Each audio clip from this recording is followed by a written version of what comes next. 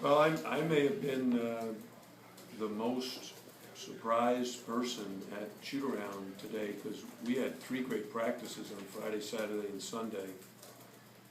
We've been on semester break, and I guess it appeared to me that when we showed up for the shoot-around, our minds probably back on our classes and maybe not mentally preparing to play as hard because we didn't look sharp. I talked to the team about that at the shoot-around, and then unfortunately we immediately started the game like that, very lethargic, and they were able to get started a 10-0 lead.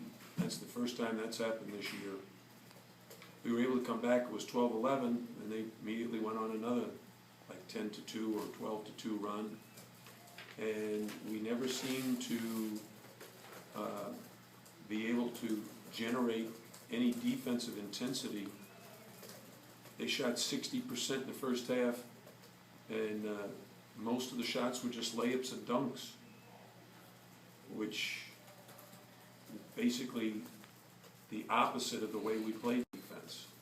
Now, if they'd made a bunch of threes, and that would have been one thing, but they were 1 for 4 from 3, and they were 13 for 19 from 2. It's pretty easy to make a shot when there's no defense there and the guy dunks it or makes a layup. Oh, very, very disappointing for all of us. This has been a fun year for me, my first year here at Miami. I've enjoyed these kids. But we know as a coaching staff, and I hope the players know as a team, that we have a lot of work to do during the spring, summer, and fall if we're going to have the kind of success that we would like next season. So much of it has to do with effort, being in great shape and working hard. We went through an entire summer with guys banged up, and then in the fall we lost guys, and we weren't very healthy. And we finally got healthy late in the year, and I thought it would make a huge difference. And it did in practice, but didn't translate to great performances on the court. Coach, you mentioned effort being the key. Did you feel like they didn't play with as much effort as you would expect tonight? As I said, I can't explain it. The intensity just wasn't there at any time. We had one spurt in the first half, and maybe a little bit of a spurt in the second half, but probably 36 of the 40 minutes we were spread out on the floor and letting them drive and just shoot layups on us. The play of your big men, Reggie and Kenny in particular, Jim, I know you had them out of the game for a long time, stretch in the second half. Well, one of the things that players need to understand, because they look at it, when a player looks at the game, they begin with the least important statistic, and that's playing time. They think if they play a lot of minutes, then everything will work out in their favor. Whereas a coach looks at playing well.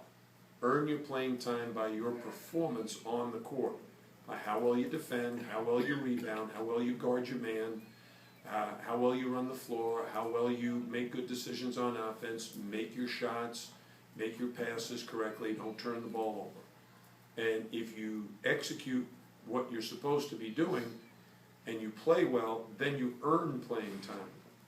And not just our guys, but I think players across the country think it's just all about playing time. If I play a lot, then I'll play well. Well, you have to earn that. Did you feel like Kenny, especially, and Reggie were trying to earn that playing time, or were giving you full effort, especially the last couple of games? Or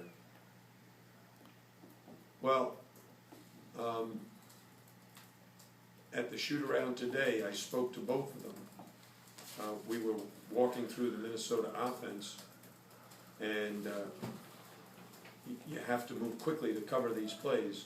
And another group came in, and I said, now, they did it right, but you guys need to go back out there and do it right. But would say in both cases, Reggie and Kenny are used to playing in their comfort zone, playing at a certain speed. And when the game gets going faster and quicker, their performance suffers. And it forces me to make decisions that I would prefer not to have to make. And when you fall behind, then you gotta put in a smaller pressing type team, force turnovers, you know, better shooting team, because you're probably gonna have to make more threes. And we've had to do that way too often. Look, there's always a period with, you know, when a new coach taking the program and you gotta teach that, you have to get used to the players have to get used to you. Looking to next year, you know, just where if you started here this year, are you gonna start here next year, or No. where? No, your level of improvement is not based on the season. It's based on the off-season. It'll be what the guys are committed to doing in April, May, June, July, August, September, and October. If you get yourself in great shape, if you're able to run the floor more consistently well, if you're stronger, if you're tougher mentally, if your skills have improved, then you have a chance to be better. But if you think your performance during the games is going to do that, no. The improvement has to come in inches and feet, not miles. So how close or how far away is your team's defense from where you want it? Miles. We're miles away from being where I would like to be. Jim, Reggie tested the NBA waters last year, and just talk about Kenny and maybe. Are you confident they'll be back? Do you have any idea at this point? We will discuss next year with everybody, and I'm sure they'll discuss, you know, like every player does. You talk to your families about your future, and you don't do it during the season. When the season is over, and you can look back as to what you felt like you accomplished, and you look ahead as to what you think you can accomplish in the future, and what's best for your future. And that's every player. Do you feel it would benefit Reggie, Kenny, and Durant to all return?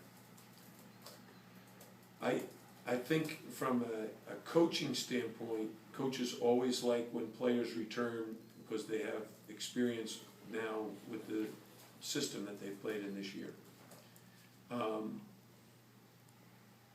But, you know, I don't know what they think. Jim, just wanted to add, they had 18 turnovers, you guys only had 8, yet they won by 18. I mean, how unlikely is that, those numbers? Well, the 18 turnovers, we told the team that would be a big part of the game plan. We told them we would have to out-rebound them. They out-rebounded us by 15. And we told the players that we would need to defend them really well because they were an up-tempo team. They took the ball to the basket, and we weren't able to do that at all. Thanks, Coach. Thanks, Coach.